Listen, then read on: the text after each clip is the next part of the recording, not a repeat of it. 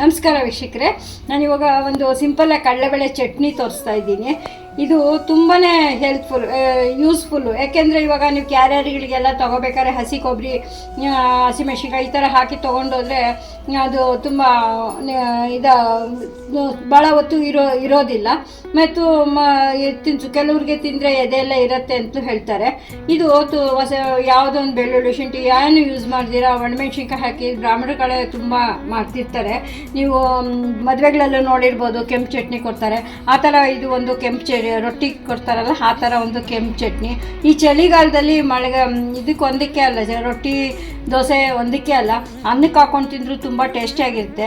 ಈ ಚಳಿಗಾಲದಲ್ಲಿ ಒಂದು ಸತಿ ಸಾರೆಲ್ಲ ತಿನ್ನೋದಕ್ಕೆ ಬೇಜಾರಾದಾಗ ಅನ್ನಕ್ಕೆ ಕಲಿಸ್ಕೊಂಡು ಒಂದು ಸ್ವಲ್ಪ ತುಪ್ಪ ಹಾಕಿ ಕಲಿಸ್ತಿದ್ರೆ ತುಂಬ ಟೇಸ್ಟಿಯಾಗಿರುತ್ತೆ, ಚೆನ್ನಾಗಿರುತ್ತೆ. ನನಗೆ ಹೇಗೆ ಮಾಡೋದು ಅಂತ ತೋರಿಸ್ತೀನಿ. ಒಂದು ಸ್ವಲ್ಪ ಎಣ್ಣೆ ಹಾಕ್ತಾಯಿದ್ದೀನಿ. ಅದಕ್ಕೆ ಒಂದು ಸ್ವಲ್ಪ ಕಡಲೆಬೇಳೆ, ನೋಡಿ ಅರ್ಧ ಕಪ್ ಕಡಲೆಬೇಳೆ ತೊಗೊಂಡಿದ್ದೀನಿ. ಅರ್ಧ ಕಪ್ಪು ಕಡಲೆಬೇಳೆ ಸೇರಿಸ್ತಾ ಇದ್ದೀನಿ. ಹಾಗೆ ಒಂಚೂರು ಇಂಗು, ಒಂದಿಷ್ಟು ಗಟ್ಟಿ ಇಂಗು ಇದೆ, ಅದಕ್ಕೆ ಗಟ್ಟಿ ಇಂಗು ಸೇರಿಸ್ತಾ ಇದ್ದೀನಿ. ಗಟ್ಟಿ ಇಂಗು ಇಲ್ಲದೆ ಇರೋರು ಒಗ್ಗರಣೆ ಹಾಕೋವಾಗ ಪುಡಿ ಇಂಗು ಒಂದು ಅರ್ಧ ಸ್ಪೂನ್ ಸೇರಿಸ್ಕೊಳ್ಳಿ.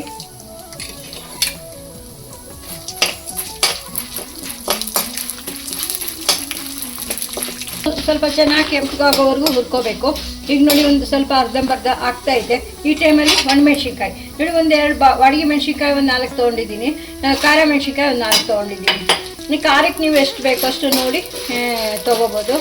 ಈಗ ಎರಡು ಸೇರಿಸಿ ಈಗ ಹುರಿತಾ ಇದ್ದೀನಿ. ಚೂರು ಒಂದು 5-6 ಕಾಳು ಜೀರಿಗೆನೂ ಸೇರಿಸ್ಬೋದು. ಮತ್ತು ಇದಕ್ಕೆ ಒಂದು ಸ್ವಲ್ಪ ಕರಿಬೇವಿನ ಸೊಪ್ಪು. ನಾನು ಸಾಮಾನ್ಯ ಎಲ್ಲ ಚಟ್ನಿಗಳಿಗೂ ಕರಿಬೇವಿನ ಸೊಪ್ಪು ತುಂಬಾ ಯೂಸ್ ಮಾಡ್ತೀನಿ. ಈಗ ತೊಳೆದು ಹಾರಿಸಿಟ್ಕೊಂಡಿರೋಂಥ ಒಂದು ಸ್ವಲ್ಪ ಕರಿಬೇವಿನ ಸೊಪ್ಪು ಹಾಕ್ತಿದ್ದೀನಿ. ಅದು ಚೆನ್ನಾಗಿ ಹುರಿದಿದೆ.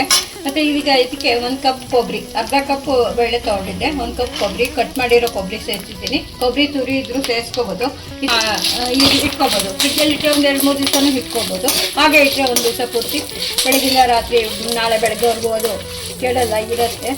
ಮತ್ತು ಎಲ್ಲರೂ ಟ್ರಿಪ್ಪಿಗೆ ಹೋಗೋವಾಗ ತೊಗೊಂಡೋಗೋಕ್ಕೂ ಚೆನ್ನಾಗಿರುತ್ತೆ. ಈ ಚಟ್ನಿ ಬೇಗ ಕೆಡದೇ ಇರುತ್ತೆ.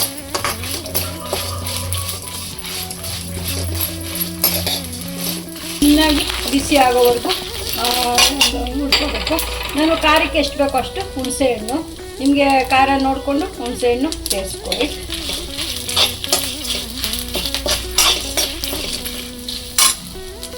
ಉಪ್ಪನ್ನು ಸೇರಿಸ್ತಾ ಇದ್ದೀನಿ.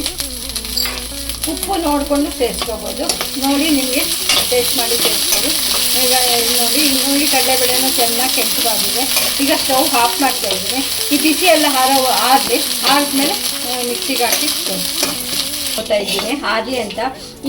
ಇದೇ ಚಟ್ನಿಗೆ ಹಸಿಮೆಣ್ಸಿನ್ಕಾಯಿ ಹಾಕಿ ಹುರ್ಕೊಂಡು ಹಸಿಮೆಣ್ಸಿನ್ಕಾಯಿ ಹಾಕಿ ಮಾಡಿದ್ರೆ ದೋಸೆಗೆ ತುಂಬ ಚೆನ್ನಾಗಿರುತ್ತೆ.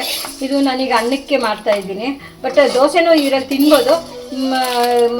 ಅಕ್ಕಿ ರೊಟ್ಟಿ, ದೋಸೆ, ಅನ್ನಕ್ಕೂ ಇದು ತುಂಬಾ ಚೆನ್ನಾಗಿರುತ್ತೆ. ಹಸಿಮೆಣ್ಸಿನ್ಕಾಯಿ ಹಾಕಿ ಮಾಡಿದಾಗ ದೋಸೆ, ಚಪಾತಿ ಈ ಥರದ್ದು ತುಂಬ ಚೆನ್ನಾಗಿರುತ್ತೆ. ಮಿಕ್ಸಿಗೆ ಹಾಕ್ತಾಯಿದ್ದೀನಿ. ಮೊದಲಿಗೆ ನೀರು ಏನೋ ಹಾಕ್ತೀರಾ ಒಂದ್ಸತಿ ಮಿಕ್ಸಿ ಮಾಡ್ಕೊಬಿಡ್ತೀನಿ. ನೀರು ಹಾಕ್ತೀರಾ ಮಿಕ್ಸಿ ಮಾಡಿದ್ದೀನಿ. ಈಗ ಒಂದು ಸ್ವಲ್ಪ ಗಟ್ಟಿ ಚಟ್ನಿನೇ ಮಾಡ್ಕೊತೀನಿ. ಒಂದು ಸ್ವಲ್ಪ ನೀರು ಹಾಕಿದ್ದೀನಿ. ತರಕಾರಿಗೆ ಇದ್ರೂ ಚೆನ್ನಾಗಿರುತ್ತೆ. ಈಗ ಇದಕ್ಕೆ ಒಂದು ಸಿಂಪಲ್ ಒಗ್ಗರಣೆ ಕೊಡ್ತೀನಿ. ಸಿಂಪಲ್ ಒಗ್ಗರಣೆ ಕೊಡ್ತಾ ಇದ್ದೀನಿ.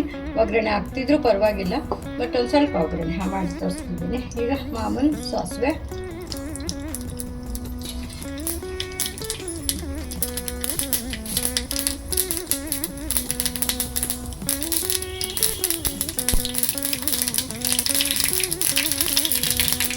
ಇಲ್ಲೇ ಒಂದು ಒಣಮೆಣಸಿನ್ಕಾಯಿ, ಸ್ವಲ್ಪ ಕರಿಬೇವು.